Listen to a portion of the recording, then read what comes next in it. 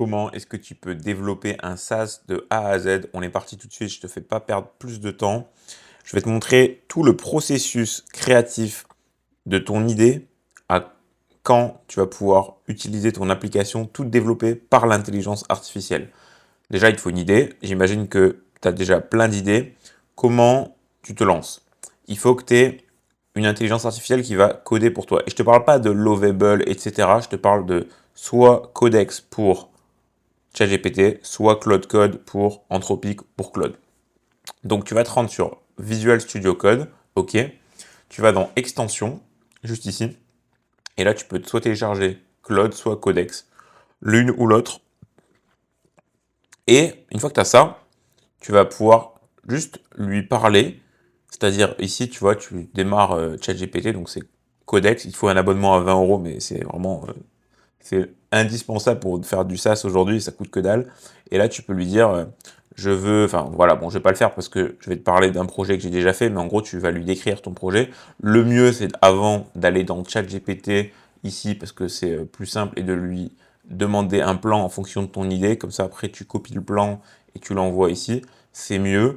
Et tu peux faire pareil avec Claude, c'est la même chose, c'est la même chose. Et lui, il va te créer tous les dossiers, etc.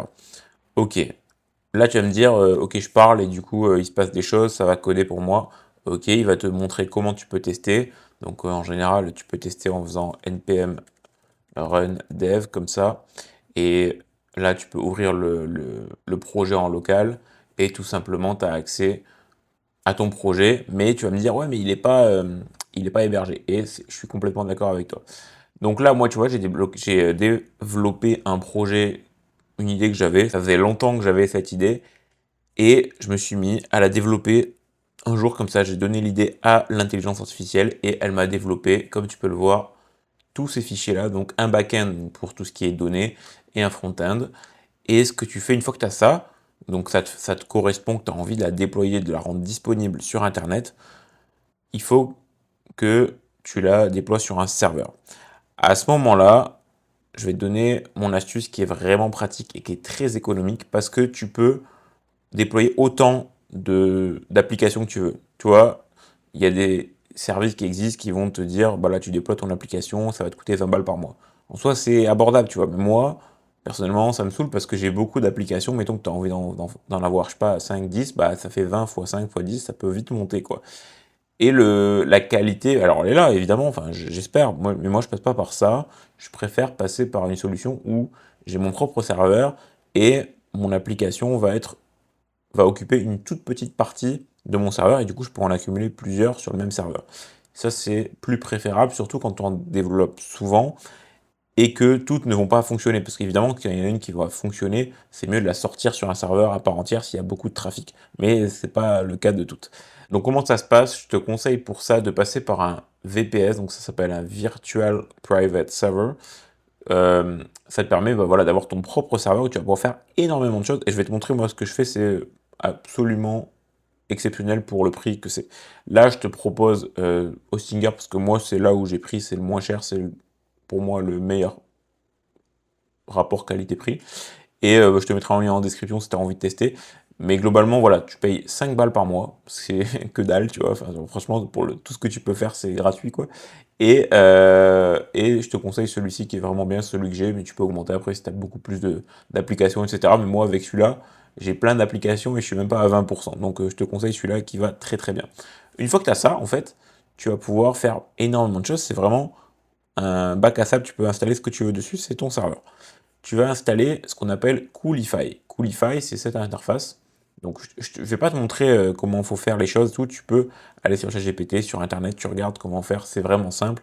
L'idée, c'est que tu aies en tête le plan d'attaque pour pouvoir faire ton SaaS de A à Z. Tu vas voir que c'est super simple. Et en fait, une fois que tu as tous ces outils, tu peux enchaîner, enchaîner, enchaîner.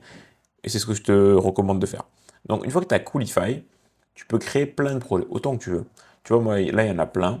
Il y a N8N, tu vois, par exemple, voilà, il y a mes automatisations N8N, bah, c'est sur mon VPS, tu vois.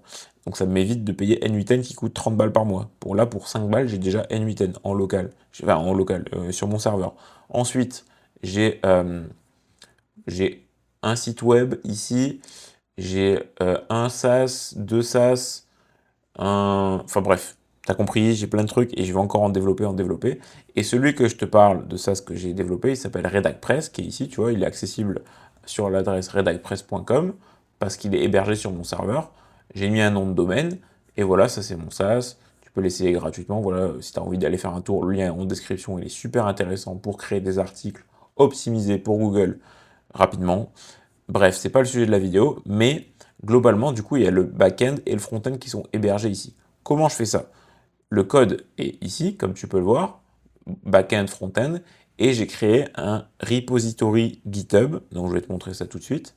Je vais sur GitHub, voilà, il y a RedacPress back-end et RedacPress front-end, donc il suffit que j'ouvre le dossier, voilà, bref, c'est un repo Git classique.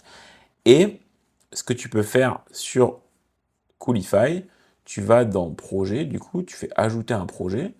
Là, on va faire test. Voilà. On va ajouter une ressource et c'est là en fait que tu peux ajouter un private repository GitHub avec une clé de déploiement. Tu fais ça et là, tu crées ta clé. Donc, tu viens dans Settings. Non, my bad, c'était pas dans Settings. Tu viens dans Keys and Tokens.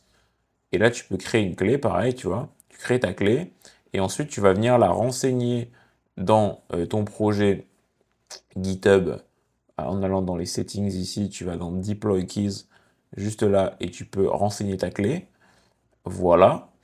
Et tu fais la référence avec la clé que tu as sur Coolify. Et ensuite, ce qui se passe, c'est que du coup, quand tu ouvres ton projet, donc je vais ouvrir par exemple le front-end, juste ici, voilà. Et bien là, après, tu vas dans... voilà, en fait, tu vas pouvoir déployer ton projet. Il va aller chercher le code sur GitHub pour le déployer sur ton serveur. Et là, c'est magique parce que ça veut dire que toi, tu développes ici avec l'intelligence artificielle. Tu fais que dire ce que tu as envie et l'intelligence artificielle crée les fichiers, modifie, etc. Ensuite, tu envoies sur GitHub avec la commande git push, mais peu importe, tu demandes à l'intelligence artificielle, elle peut te le faire, ou alors elle te dit comment faire et tu respectes à la lettre. Ensuite, ça va sur GitHub, donc ton code il va aller là-dessus, quoi.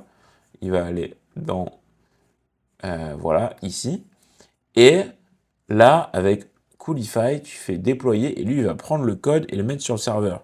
Donc, il va démarrer l'application. Et à ce moment-là, tu te retrouves avec ton serveur, enfin ton application qui est disponible en, en ligne, quoi. Bref, je pense que j'ai été assez clair. Je ne suis pas rentré dans les détails parce que c'est pas le but de la vidéo et ça serait vraiment beaucoup plus long de rentrer. Il faudrait peut-être une vidéo même pour chaque étape. Si ça t'intéresse, n'hésite pas à me le dire, je le ferai avec grand plaisir. Mais là, voilà, je t'ai montré toute la roadmap que tu dois avoir quand tu as une idée en tête. Et l'avantage de ça, c'est que là, en ayant cette roadmap, tu peux l'utiliser pour chacun de tes projets. Et moi, c'est ce que je vais faire, ce que je suis en train de faire. Et voilà, c'est ce que je te recommande de faire. Voilà. Si tu as aimé la vidéo, si ça t'a apporté quelque chose, n'hésite pas à me le faire savoir. Moi, ça m'aide énormément d'avoir des commentaires, des likes. Ça fait monter la chaîne et je pense que c'est important d'apporter de la visibilité sur ce qui est possible de faire aujourd'hui avec l'IA. Voilà, c'était Étienne et je te souhaite une bonne journée.